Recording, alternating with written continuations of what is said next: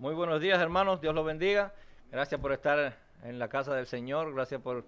Bueno, están en mi hogar, pero lo hemos estado utilizando como el templo de nuestra iglesia temporalmente para reunirnos a adorar todos unánimes a un único Dios. Le voy a pedir si por favor se puede poner de pie.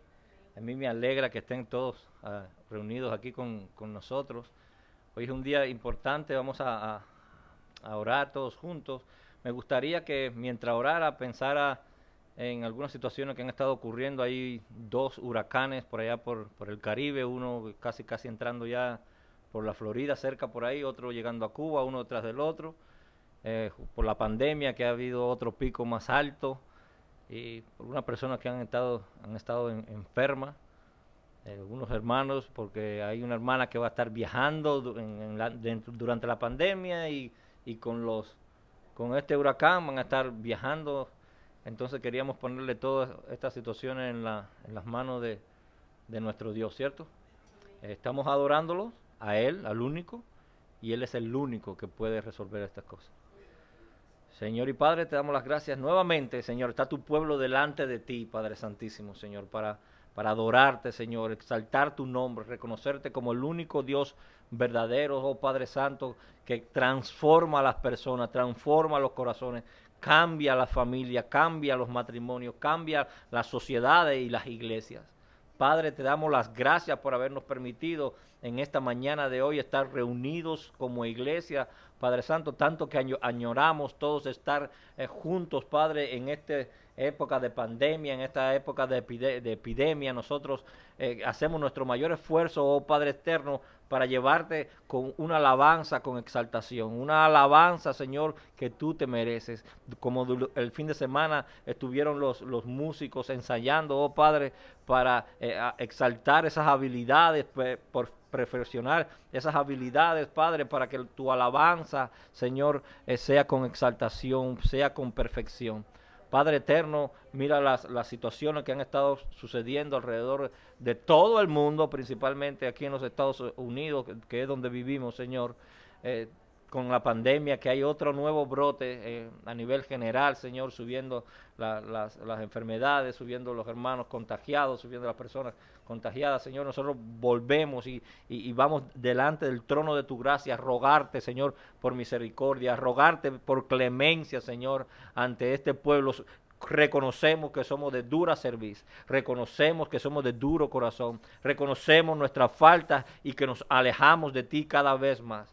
Oh Padre, pero con esa gracia que a ti te complace tan enorme, con esa misericordia que te complace tan enorme, nosotros te rogamos, oh Padre, que tú alivies a tu pueblo, de que tú tengas misericordia de tu pueblo, de que tú tengas misericordia ahora de las personas, Señor, que están enfermos y los que están ya en los hospitales, Padre Santo. También así te rogamos por Puerto Rico, por República Dominicana, por Cuba, los países de las Antillas y la Florida, Señor, que hay dos huracanes alineados, oh Padre eterno, atravesando por ese estrecho. Te ruego, Señor, por aquellas personas que tienen viviendas que son débiles, que están falta de alimentos, que están en peligro, Señor, de que tú pongas tu mano de bendición allá y que si va a pasar, Señor, el ciclón o el huracán que sea de menor fuerza, Señor, protege a aquellas personas. Nosotros reconocemos que tú puedes, tú eres un Dios que hacías milagros antes y durante, siempre lo has hecho.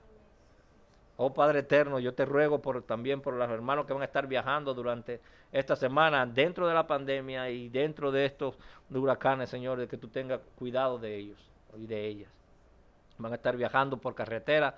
Padre, sé tú, Señor, el vehículo que los lleve, oh Padre eterno, la carretera que los lleve, la sabiduría, Señor, y las decisiones que van a tomar por ahí, que vengan de ti. Que las decisiones que ellos van a tomar estén ya desde antes de la fundación del mundo tomadas por ti, Padre. Los lugares donde van a dormir, donde ellos van a estar estacionados, Señor, te rogamos que tú limpies el camino, que tú prepares esa brecha enorme, oh Padre, para que ellos lleguen con cuidado hasta allá. Ilumínalas, guíalas, llénalas de sabiduría y protégelas, Padre Santísimo, porque todos lo necesitamos. Viaja con ellos, Señor. Que no sean ellos los que manejen el auto, sino que seas tú, Padre.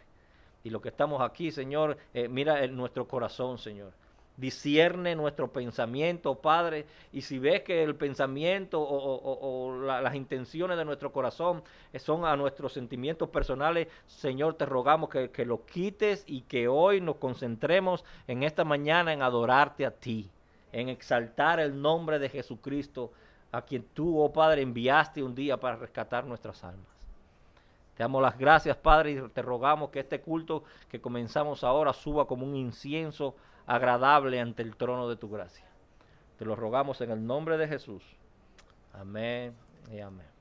Y le voy a pedir que abra la palabra de Dios en el libro de Miqueas. Vamos a leer simplemente 3 versículos. Miqueas. Libro de Miqueas, capítulo 6. Vamos a estar leyendo de los versículos 6 al 8. Miqueas, capítulo 6, versículos 6 al 8. Dice la palabra de Dios así. Amén. ¿Lo tienen todos? Amén. Dice la palabra del Señor así. ¿Con qué me presentaré ante Jehová y adoraré al Dios Altísimo? ¿Me presentaré ante Él con holocaustos, con becerros de un año? ¿Se agradará Jehová de millares de carneros o de 10,000 arroyos de aceite? ¿Daré mi primogénito por mi rebelión, el fruto de mis entrañas por el pecado de mi alma? Oh hombre, Él te ha declarado lo que es bueno. ¿Y qué pide Jehová de ti? Solamente hacer justicia y amar misericordia y humillarte ante tu Dios. Amén.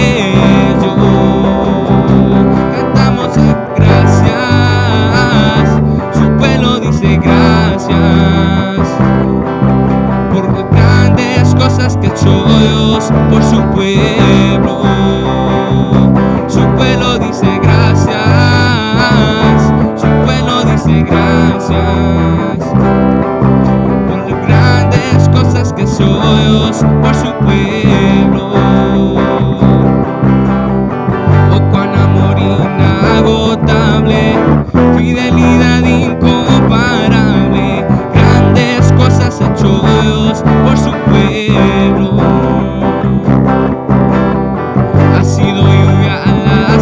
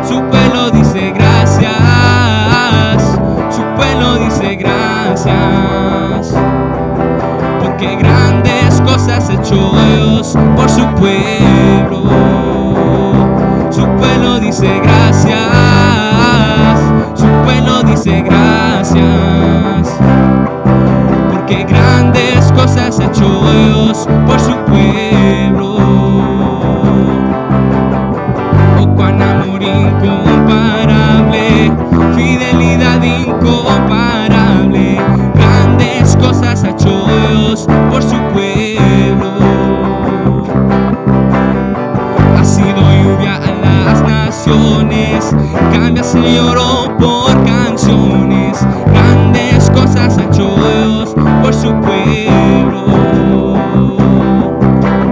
Toda la canción se levanta y delante de su trono proclama que grande y bueno es Dios.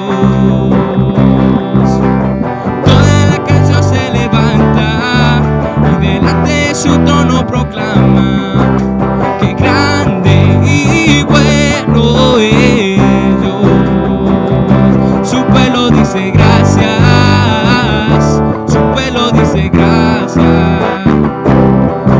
porque grandes cosas ha hecho Dios por su pueblo. Su pueblo dice gracias, su pueblo dice gracias, porque grandes cosas ha hecho Dios por su pueblo. Su pueblo dice gracias, su pueblo dice gracias, porque grandes cosas ha hecho Dios por su pueblo. Toda la creación se levanta y delante de su trono proclama que grande y bueno es Dios. Toda la creación se levanta y delante de su trono proclama que grande y bueno es Dios. Su pueblo dice gracias, su pueblo dice gracias, porque grandes cosas ha hecho Dios por su pueblo. Su pueblo dice gracias, su pueblo dice gracias, porque grandes cosas ha hecho Dios por su pueblo. Su pueblo dice gracias, su pueblo dice gracias, porque grandes cosas ha hecho Dios por su pueblo.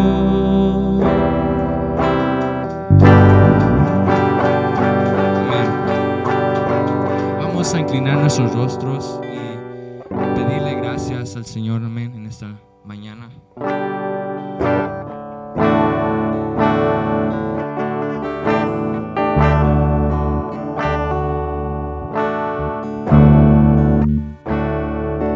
En tu presencia, tan solo en tu presencia,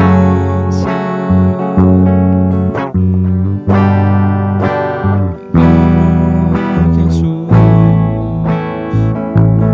En tu presencia, tan solo en tu presencia, ahí me quedaré.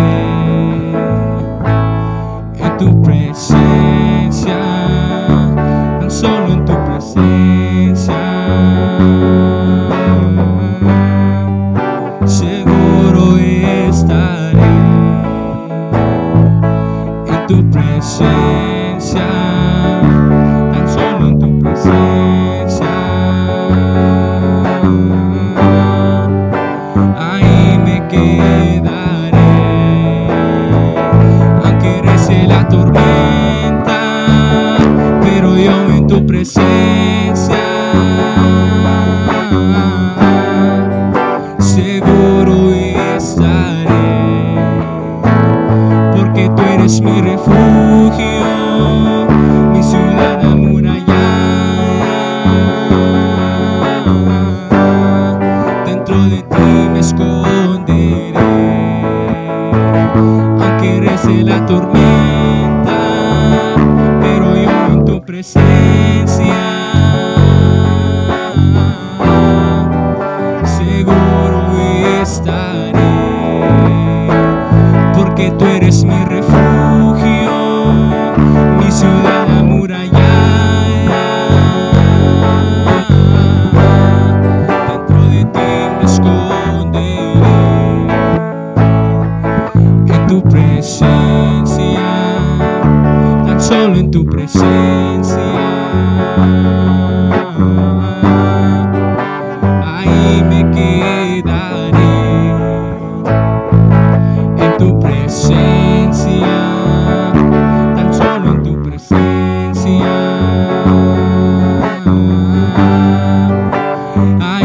me quedaré,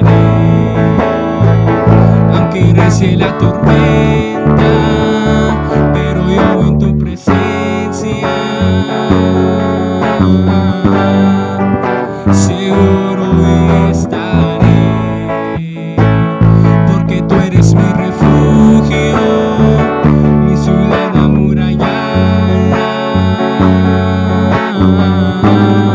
Dentro de ti me quedaré, aunque recie la tormenta, pero yo en tu presencia seguro estaré, porque tú eres mi refugio, mi ciudad amurallada. Dentro de ti me esconderé, en tu presencia, tan solo en tu presencia. Ahí me quedaré, en tu presencia, tan solo en tu presencia.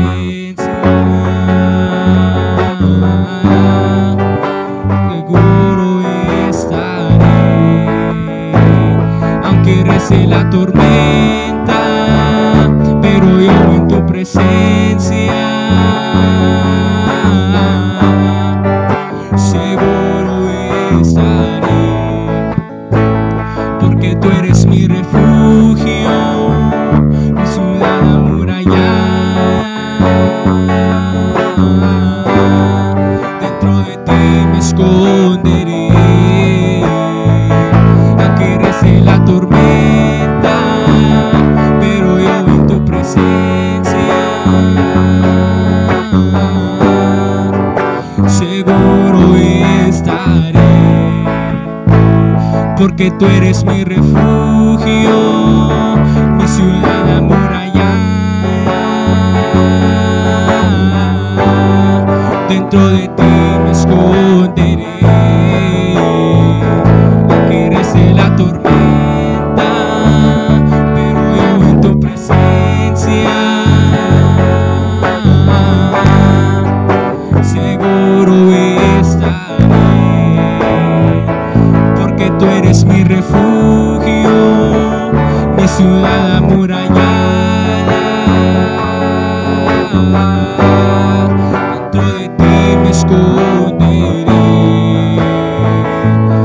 en tu presencia,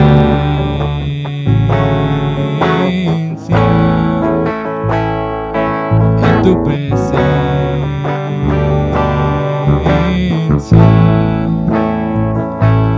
en tu presencia,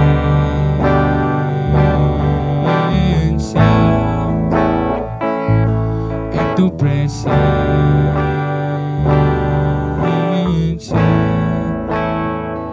Aunque recie la tormenta, pero yo en tu presencia seguro estaré, porque tú eres mi refugio, mi ciudad amurallada. Dentro de ti me esconderé, en tu presencia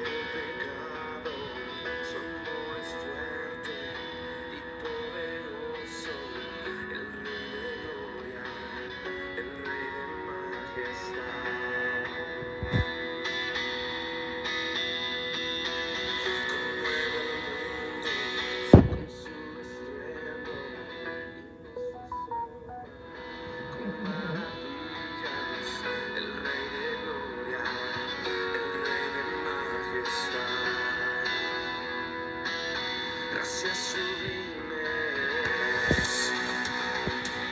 perfecto es tu amor.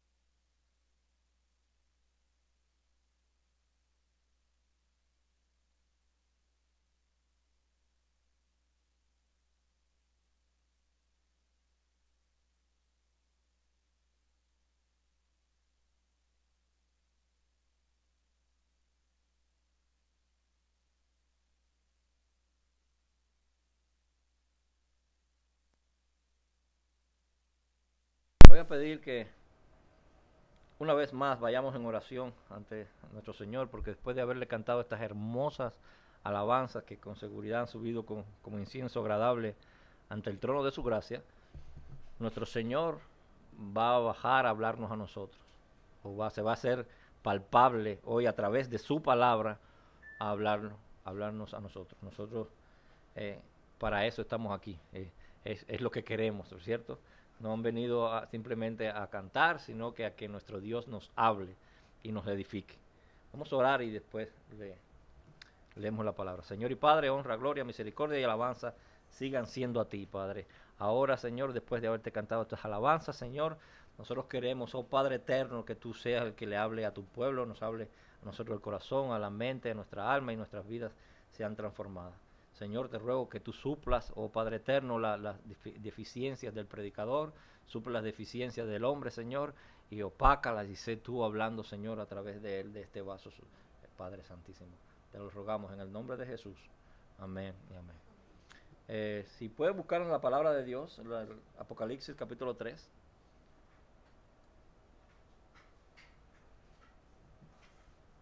Apocalipsis capítulo 3, a partir del versículo 7, nuevamente.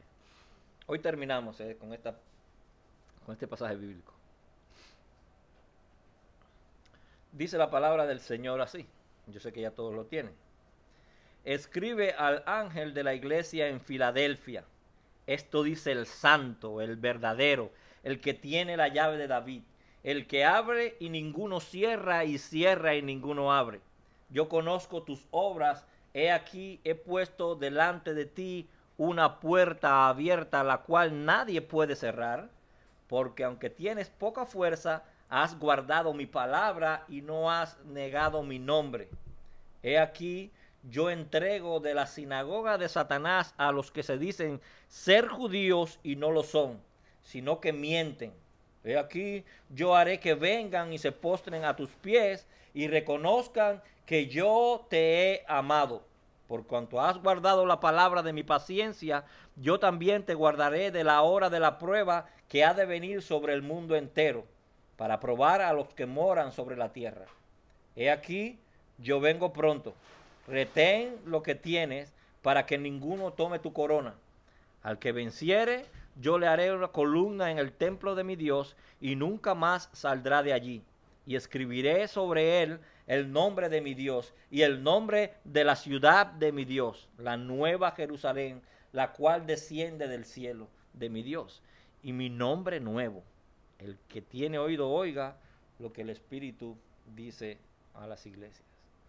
Continuamos entonces, hermanos, nosotros con la serie de predicaciones expositivas sobre el libro de Apocalipsis, específicamente el capítulo 2 y 3, cuando nuestro Señor Jesucristo baja y visita, hace una evaluación en su iglesia. La semana pasada veíamos que específicamente él bajó a ver a su iglesia Filadelfia, una iglesia que en representación de todas las iglesias fieles de todas las épocas, porque siempre han existido iglesias fieles desde allá, desde la época de nuestro Señor Jesús, de la época apostólica hasta ahora, siempre han habido iglesias infieles, pero iglesias fieles como Filadelfia, y él baja allí y mira a esta única iglesia que duró hasta tenemos evidencia de que esta iglesia duró hasta 1393, muy longeva, y como en comparación con las otras 6 que hemos estudiado en Apocalipsis, que aproximadamente ya en el siglo 5 y 6 se dejó de saber de ellas, desaparecieron, posiblemente por el surgimiento del maometismo, de los musulmanes, con el Corán, Alá y todas sus doctrinas, barrieron de allí del Asia Menor a todas las iglesias, pero esta no, esta perduró hasta allí. Yo les decía la semana pasada que estoy convencido de que esa longevidad hasta 1393 aproximadamente, que duró esta iglesia de Filadelfia, está estrechamente relacionado con el mensaje que Jesucristo le envía y el cual estamos estudiando nosotros aquí. La única iglesia, junto con la iglesia de Esmirna, que estudiamos ya hace una semana, a la que Jesucristo no tiene un llamado de reprensión que hacerle, sino todo lo contrario. Él le dice, yo he puesto delante de ti una puerta abierta que nadie puede cerrar. Una ventana o una puerta de bendiciones, de posibilidades de predicación de la palabra, de la extensión del evangelio. Y le dice Jesús, eso ha sucedido, yo he abierto esa puerta porque en esa evaluación, cuando yo vine y estuve en mi iglesia Filadelfia, en mi iglesia fiel, yo observé 3 cosas. Veíamos la semana pasada, ¿cierto? El versículo 8, en el capítulo 3, dice, porque tienes poca fuerza. Al parecer una iglesia pequeña, de pocos miembros, una iglesia que no tenía mucha influencia, quizás tampoco mucho crédito, una iglesia compuesta de hombres y mujeres pobres, muy parecida a la iglesia de Esmirna, que el Señor Jesús le dice que ellos son pobres, pero al mismo tiempo son ricos, ¿recuerdan? Dice Jesús, yo he visto que ustedes son pobres, mas sin embargo, has guardado mi palabra. Mas sin embargo, tú eres pobre, son pocos, pero la suficiencia de mi palabra para ti es lo máximo. A ti te basta solamente con mi palabra para llevar a cabo tu ministerio, para salir adelante, para expandir el evangelio. Te ha bastado mi palabra. Yo por eso he puesto delante de ti esta puerta abierta, esta bendición, esta puerta para poder ir y predicar el evangelio a otros. Y no solo esas 2 cosas, no porque eres pobre, no solamente porque has guardado mi palabra, sino que no has negado mi nombre. No has negado, eres pobre, tienes pocos recursos, has guardado mi palabra y no has negado mi nombre. Un contraste con la iglesia de Éfeso, la que estudiamos la primera vez, ¿recuerdan? Una iglesia que estaba fundada en la palabra de Dios, una iglesia que exponía a los falsos maestros y las falsas doctrinas, una iglesia donde allí estuvo predicando el apóstol Pablo, donde predicó el apóstol Juan, una iglesia donde predicó Timoteo, donde se cree que fue la madre de las otras iglesias que nosotros hemos estado estudiando, porque todas estaban ubicadas allí en Asia Menor, de allí nacieron las demás, se cree eso. Mas sin embargo, al pasar del tiempo, ya aquella iglesia había perdido su primer amor. Ya habían dejado el amor de Cristo a un lado, el amor al prójimo. Estaban con el fariseísmo, haciendo las cosas por rutina, por cumplir, pero no por el amor al Señor. Con Filadelfia no. Con Filadelfia no sucedió así. Ella entendió que había una gran relación, una gran conexión entre guardar la palabra de Dios, predicar, enseñar la palabra de Dios y predicar el nombre de Cristo, el amor a Jesús. Todo estaba estrechamente relacionado. Y si dicho de otra manera, para esta iglesia, para el verdadero creyente, el guardar la suficiencia de la palabra es amor. Las 2 cosas están relacionadas. La suficiencia de la palabra y el amor a Cristo es una sola cosa. Y cuando Cristo sigue hablando a su iglesia, Él hace un contraste con la falsa doctrina para que nosotros podamos entender mejor de qué Él está hablando allí. Y miren el versículo 9. Él le dice, he aquí yo entrego de la sinagoga de Satanás a los que se dicen ser judíos y no lo son, sino que mienten. Y no es la primera vez que escuchamos esta expresión de la misma boca de nuestro Señor Jesucristo. Ya la habíamos escuchado en Esmirna, cuando Él le habla a la iglesia de Esmirna, prácticamente le dice lo mismo. En el versículo 9 del capítulo 2, cuando le habla a Esmirna, así le dice, yo conozco tus obras, tu tribulación y tu pobreza, pero tú eres rico, y la blasfemia de los que se dicen ser judíos, y no lo son, sino que son sinagogas de Satanás. Nosotros conocemos que para los judíos, para los israelitas, ellos ya tienen la salvación garantizada para su pensamiento. Y ellos tienen la salvación garantizada porque son descendencia directa de Abraham, porque son descendencia directa de Israel. Pero Jesucristo lo está exponiendo aquí y le está diciendo, ellos no son judíos, ellos son una sinagoga de Satanás. Cuando se reúnen allí, en la sinagoga, que es donde, así le llaman a las iglesias, los lugares donde se reúnen, allí ellos no me están adorando a mí. Ellos están adorando a Satanás. Eso que se dicen son judíos, porque realmente ellos no son judíos. Ellos piensan que son, pero no lo son. El mismo Señor Jesucristo nos advierte, porque los judíos piensan que por la circuncisión, que es una señal del pacto que Dios hizo con Abraham, ya por eso ellos tienen la salvación garantizada. Hay muchos hermanos, muchos cristianos, hermanos nuestros, que piensan igual, que ya el pueblo de Israel, Dios tiene una relación aparte con el pueblo de Israel y ellos tienen su salvación garantizada. Pero el mismo Jesucristo nos está diciendo de que ellos dicen que son judíos, pero realmente no lo son. En Juan capítulo 8, versículo a partir del 39, Jesús está hablando con los judíos y con los fariseos allí. Y está hablando de este tema. Y escuchen cuando ellos le dicen a Jesús, nuestro padre es Abraham. Y Jesús le dice, ya comienza, si fueseis hijos de Abraham, las obras de Abraham haría. Ya de hecho le está diciendo, si ustedes fueran, si no son hijos de Abraham. Y los que estaban hablando allí eran fariseos, los que estaban allí eran israelitas de sangre. Los fariseos eran esta secta judía que llevaba muy estricta la ley. Habían alrededor de unos 6,000 en la época de nuestro Señor Jesús. Y Jesús le está hablando a aquellos que guardaban celosamente la ley, tanto que habían hecho un libro aparte con tradiciones para guardar la ley mejor.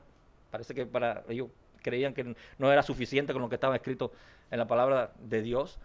Y a ellos le está hablando el Señor Jesús. Les dice, pero ustedes no creen en mí y ahora procuran matarme. Miren por qué. Porque os he hablado la verdad, la cual he oído de Dios. No hizo esto Abraham. Dice, ustedes quieren matarme, procuran matarme, porque yo le estoy hablando la verdad. Tú y yo tenemos la verdad completa, la revelación completa en la palabra de Dios. Y cuando predicamos la palabra de Dios pura, cuando predicamos la palabra de Dios no adulterada, mucha gente se siente incómoda. Bueno, los judíos se estaban sintiendo incómodos. Y Jesús le estaba diciendo, ustedes están haciendo eso porque yo le estoy hablando la verdad. Y que no viene de mí, viene del Padre.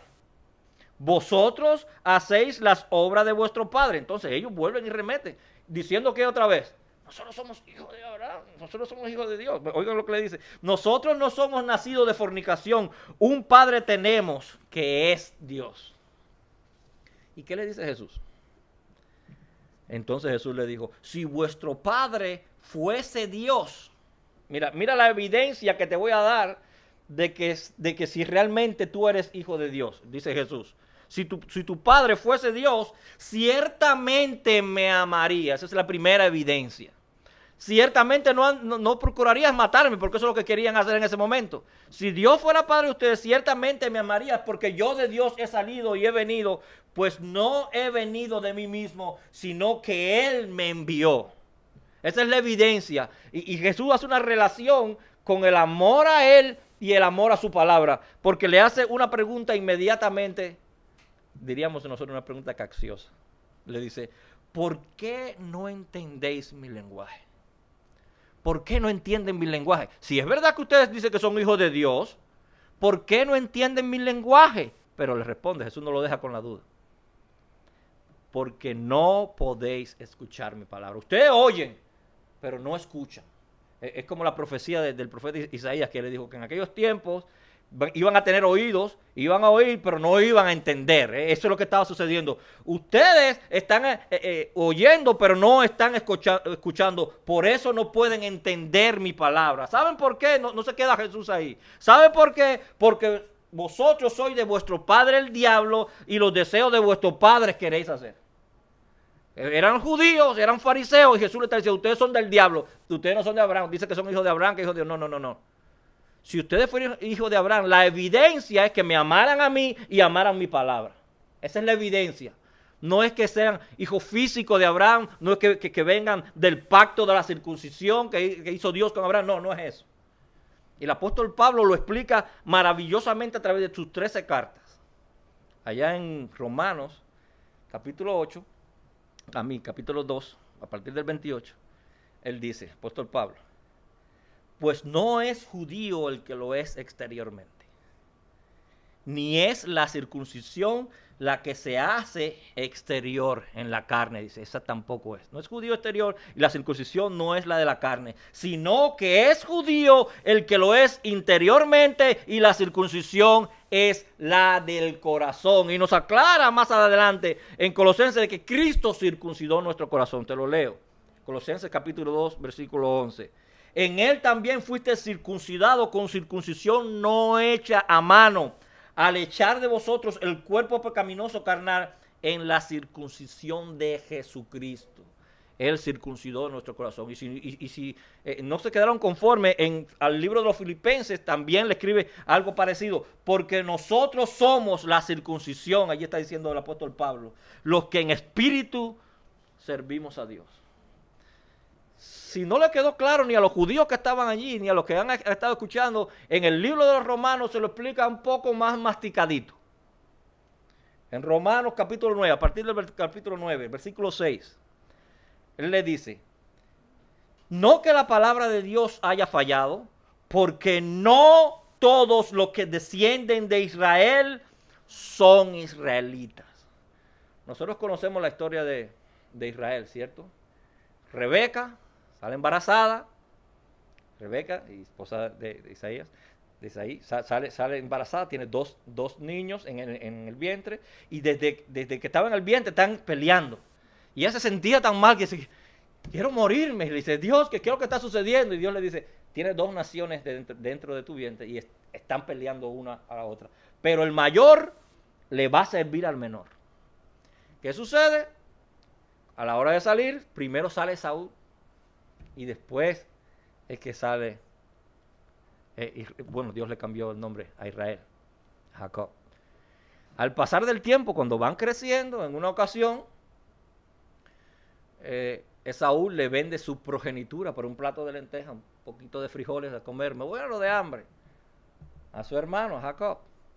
Y más adelante su mamá, Rebeca, que tenía un amor tan apegado allí a su hijo, engañan ya a su esposo, que ya estaba viejito, que no veía bien ya, y obtiene Jacob la bendición de la primogenitura. Y él bendice a Jacob. Y más adelante Dios le cambia el nombre a Jacob y le pone Israel. Y el mismo Dios lo bendice. Es decir, Dios fue el que lo prometió en su palabra a Rebeca. En la barriga le dijo, el mayor va a servir al menor, no importa quién sea que nazca adelante. Después, el mismo Saúl le vende la primogenitura a Jacob. Luego, la bendición del papá la tiene, hicieron cheating, ¿verdad? La tiene Jacob. Pero más adelante Dios confirma y le cambia el nombre a Jacob y le pone el nombre de Israel. Y lo que está diciendo Pablo aquí en los Romanos, mira, no importa que seas descendiente de Israel, no importa que tú seas descendiente de ese Jacob del que estamos hablando. No eres un verdadero israelita, no todos los que desciendan de ahí son israelitas, es lo que está diciendo. Y sigue hablando, dice, no se queda ahí, él va más adelante. Ni por ser descendientes de Abraham son todos hijos, sino que en Isaac te será llamada descendencia.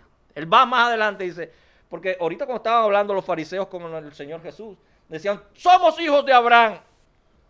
Y Pablo está diciendo, no porque vengan de la descendencia de Abraham son todos hijos, no. Todos conocemos a Abraham, 75 años de edad, con su esposa Sara, no tenía hijos. Y Dios a los 75 años de edad se le aparece a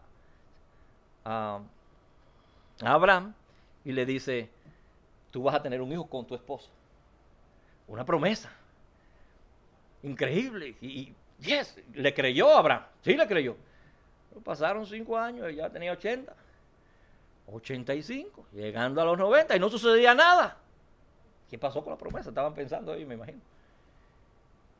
Y ellos dijeron, vamos a dar una ayudita a Dios, porque no llega.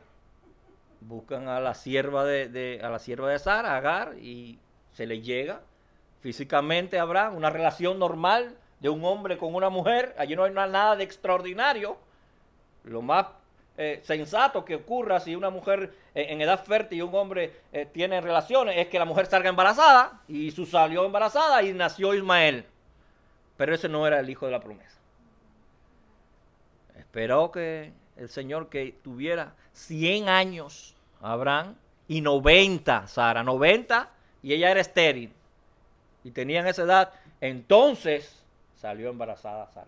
Eso sí era un milagro, eso sí era algo extraordinario, eso sí era el resultado de la promesa, y de ahí es que viene Isaac. Y dice Pablo aquí, Oye, no es el hijo, el descendiente de Abraham el que venga físicamente, el que venga de la carne. Sino en Isaac dice, será llamada descendencia, y te explica, esto es, no los que son hijos según la carne son los hijos de Dios. No son los que son hijos según la carne, sino que los que son hijos según la promesa son contados como descendientes.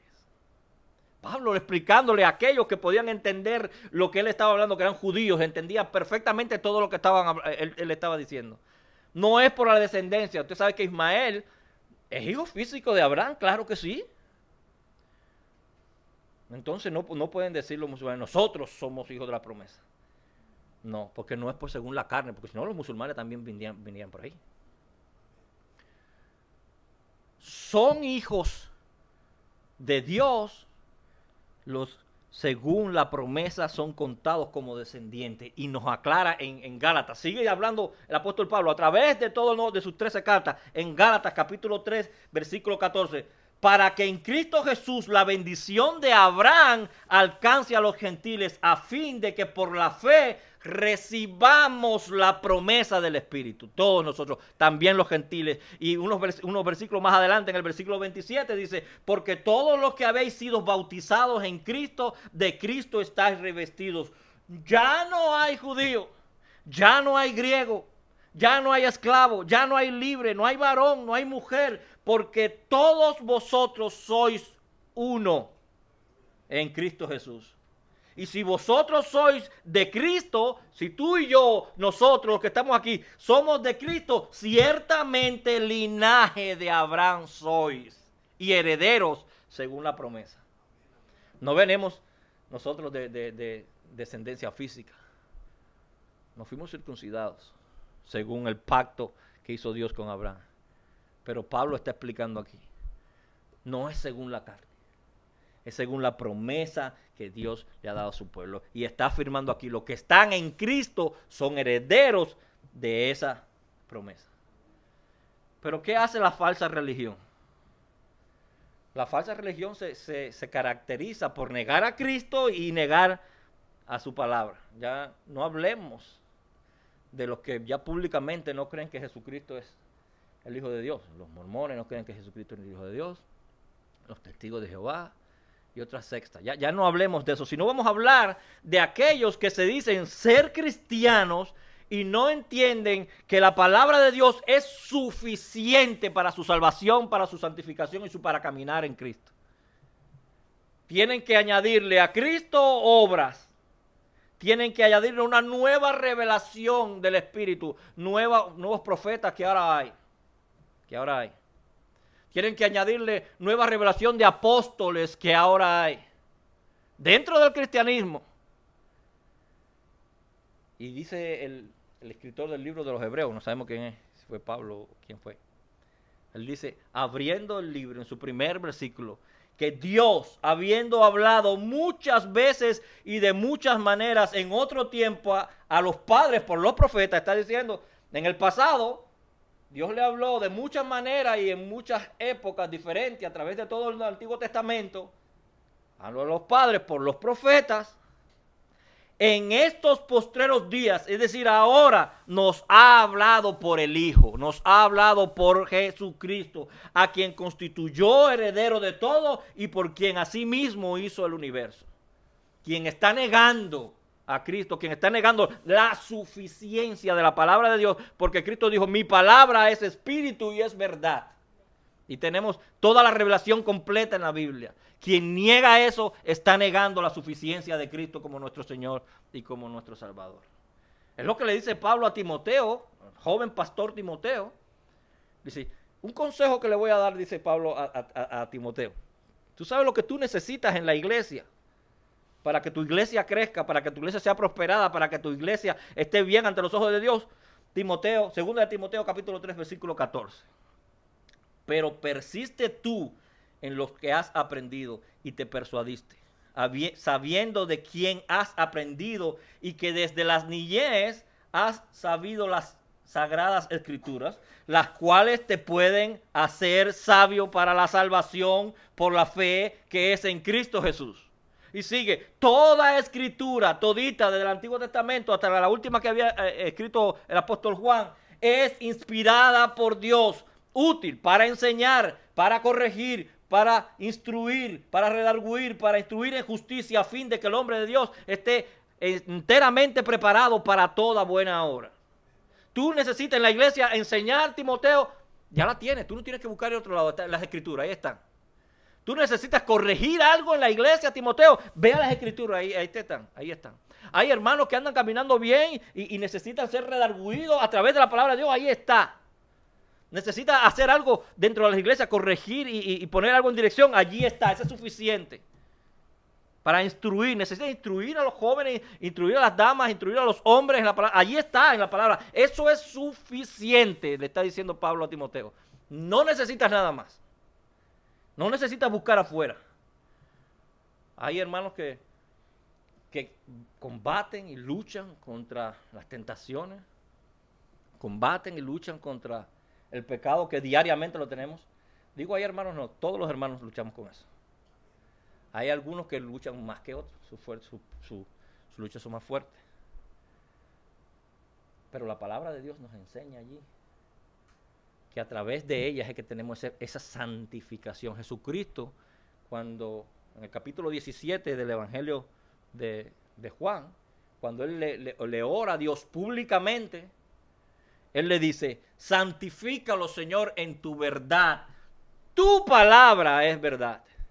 Transfórmalos, cámbialos, ve descascarándole eso sucio que tiene y ve dejándole lo brilloso en tu nombre, porque tu palabra es verdad. Hazlo, Señor, a través de tu palabra.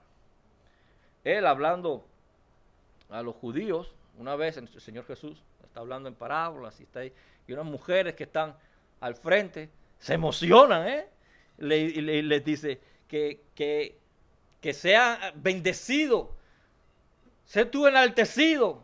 Y él dice, no. ¿Tú sabes quiénes van a ser bienaventurados? Los que oyen la palabra de Dios y la guardan. Esos son los que lo van a ser aventurados. Porque ella le dijeron, bienaventurado el vientre que te trajo y los senos que mamaste, le dicen ella. Como muchos católicos dicen, bienaventurado la Virgen María. Y él dijo, no, tranquila. Bienaventurados los que oyen mi palabra y la obedecen. Esos son los aventurados. Otro poco de judíos, un montón, hablando con el Señor Jesús. Le preguntan de que había una mujer, por la ley judía, si una mujer estaba casada con un hombre y el hombre moría, ella podía casarse con el hermano. Y el hombre moría y podía casarse con el hermano, según vaya muriendo. Y él le dice, había una mujer que se había casado con 7 hermanos porque se habían muerto.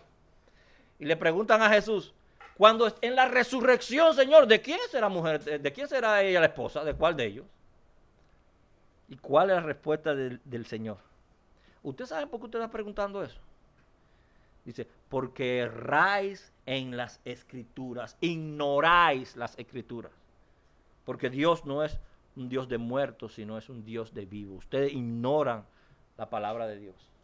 A veces nosotros hacemos preguntas que algunos piensan que no está al lugar, pero hay preguntas que ya interiormente conocemos la respuesta, pero queremos saber qué nos dicen, para ver si nos ayudan a hacer el deseo de nuestra carne, el deseo de nuestra concupiscencia. Y comenzamos a hacer preguntas, pero realmente ya nosotros conocemos lo que dice la palabra del Señor.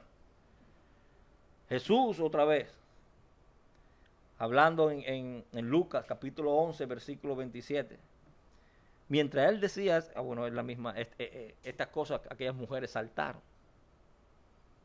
Y él le dice, mira, el que oye la palabra de Dios y la obedece. Hay una relación entre el escuchar la palabra y el obedecerla. Es lo que está hablando Santiago allá en el capítulo 1, versículo 23. Comienza el apóstol Santiago diciendo, porque si alguno es oidor de la palabra, pero no hacedor de ella, muchos somos así. Conocemos muchas palabras, pero no la llevamos en práctica. Este es semejante al hombre que se considera en un espejo su rostro natural.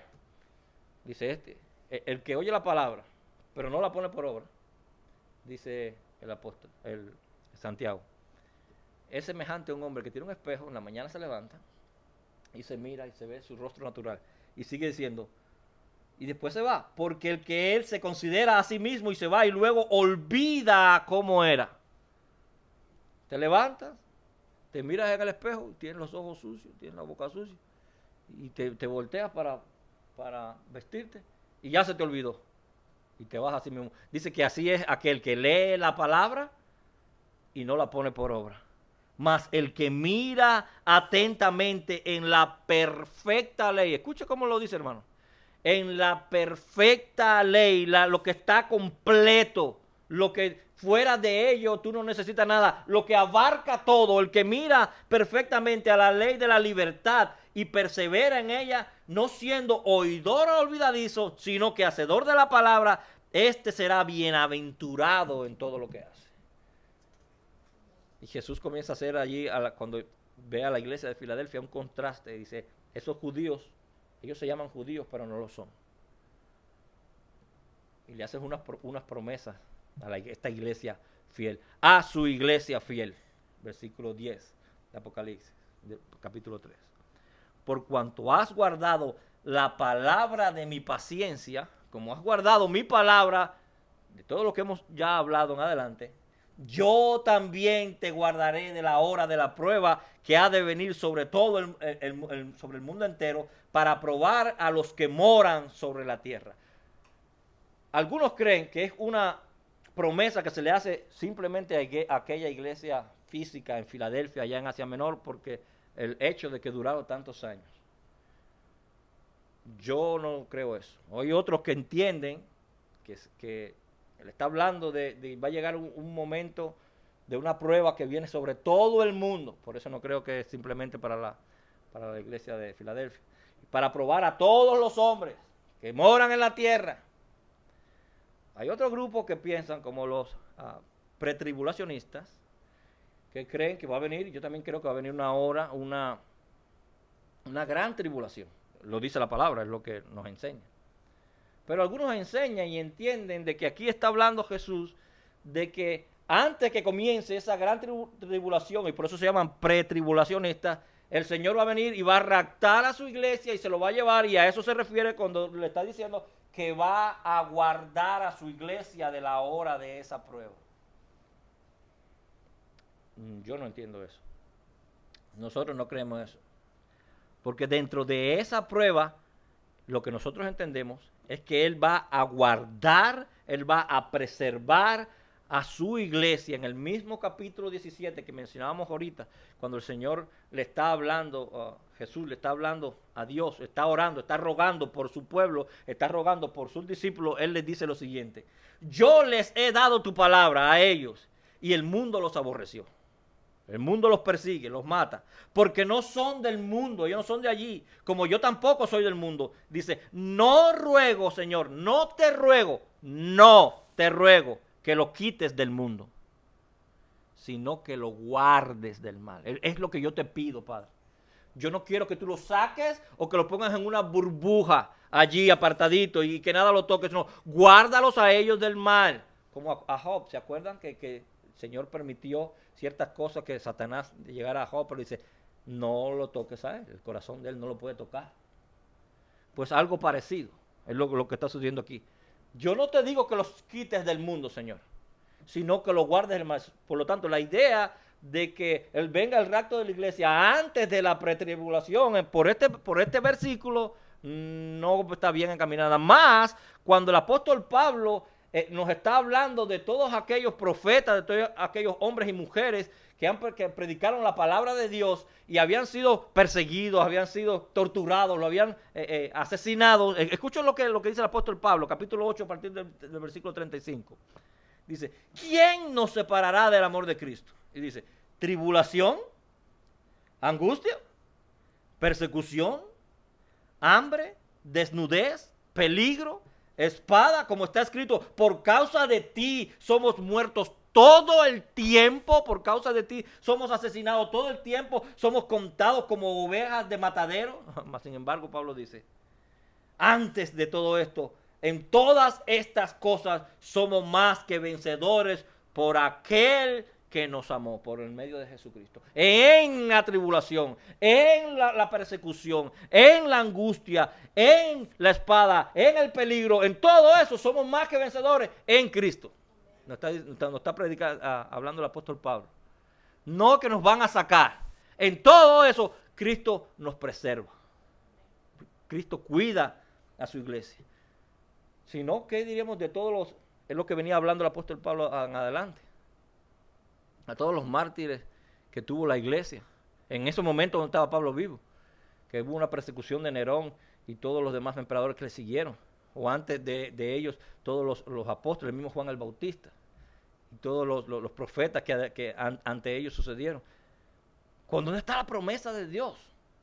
Que Él dijo que nos iba a preservar. No estaba hablando de que te iba a preservar físicamente, iba a raptar a la iglesia y la va a llevar. ¿O qué le diríamos hoy?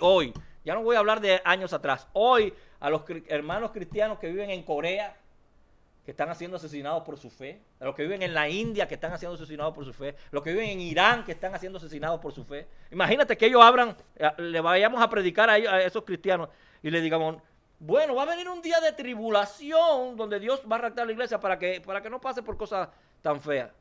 Si a ellos mismos lo están decapitando, a ellos mismos lo están torturando. Y yo diría, en el futuro. ¿Y qué es lo que está sucediendo ahora? Porque Dios no está prometiendo que va a sacar la iglesia para que no sufra. No es eso.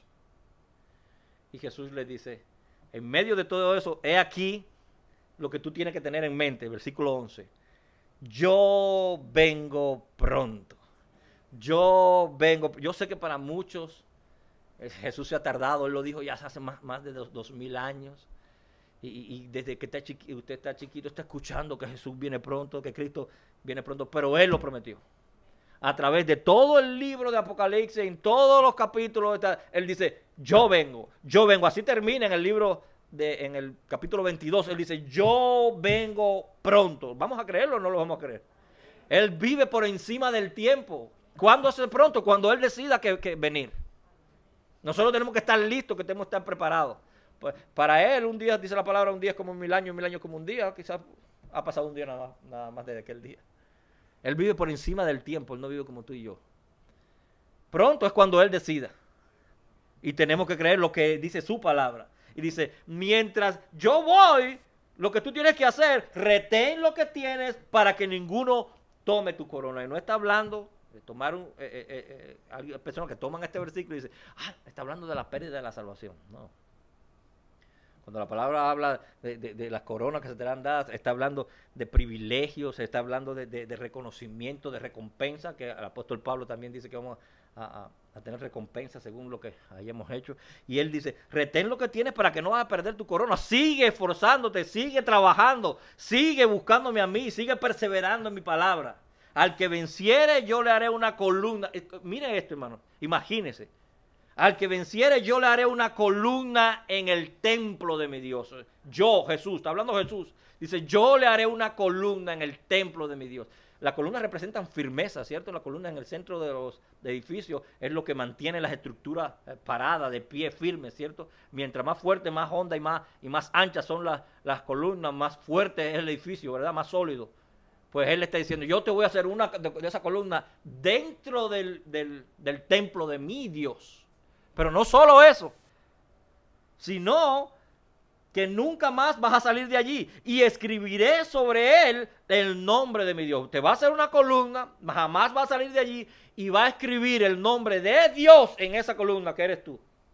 Pero no solo eso, también va a escribir el nombre de la ciudad de Dios, la nueva Jerusalén, la cual desciende desde el cielo de mi Dios. Va a estar el nombre de Dios, va a estar el nombre de la nueva Jerusalén, que es la iglesia. Nosotros entendemos que va a estar allí, en esa columna que eres tú, que Dios te va a poner en medio de su templo. Y dice, y voy a poner también, escuchen esto, mi nuevo nombre.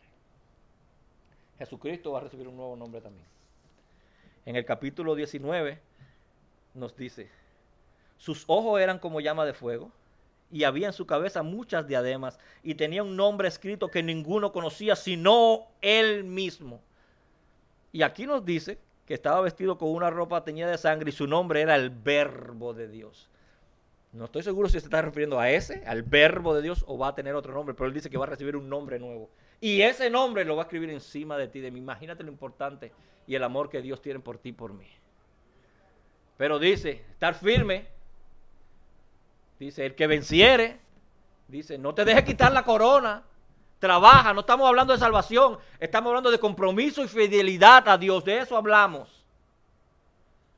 Y termina ese mensaje él. El que tiene oído, oiga lo que el Espíritu dice a las iglesias. Señor, te damos las gracias por esta tarde, Padre. Gracias por hablarle a tu pueblo, Señor. Gracias por hablarle, Señor, a tu iglesia, Señor. Gracias por haber refrescado nuestros corazones, nuestras almas, nuestras mentes, Señor. Gracias por edificar a tu pueblo a través de ella, Señor. También yo te ruego, Señor, de que nos ayude a poner tu palabra por obra. El Espíritu está dispuesto, Señor, pero la carne es débil.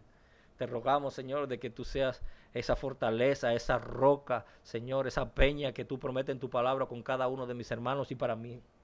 Señor, ayúdanos a mirar hacia adelante, Padre, ir creciendo, Señor, de gloria en gloria a través de tu palabra, a través de tu Espíritu. Que podamos poner todo lo que hemos aprendido hoy en estas semanas, Señor, de ti, poderlo poner por obra. Y poder juntos decir, ven, Señor, ven, ven, dice tu iglesia, ven, Maranata.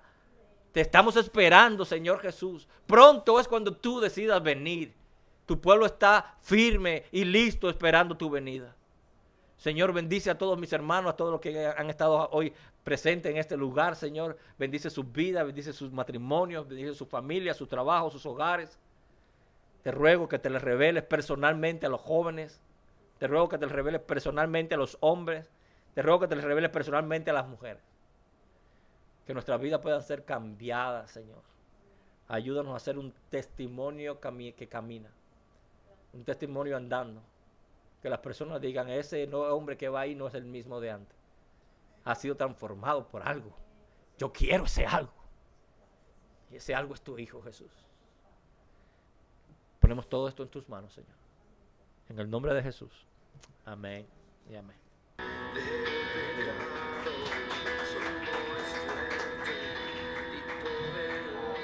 Vamos a recoger las ofrendas, hermana Rina, no se le